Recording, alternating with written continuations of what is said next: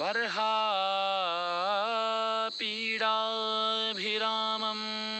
मृगमदतिलकं कुण्डलाक्रान्तगण्डं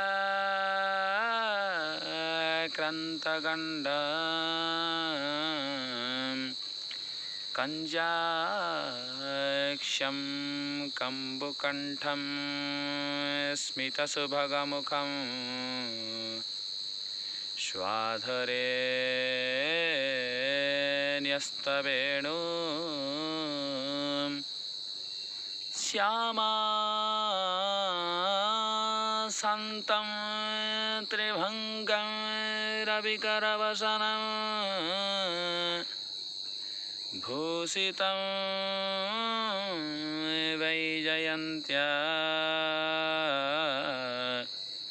वन्दे वृन्दावनस्थं जुवतिशतवृतं ब्रह्मगोपालवेषं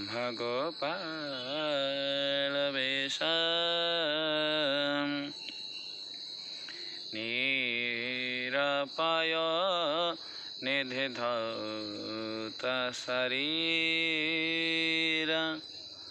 हास्यकटाक्षयवंशिनिनादं निरपय निधिधौतशरीर हास्यकटाक्षयवंशिनिनादं श्यामरशृङ्गार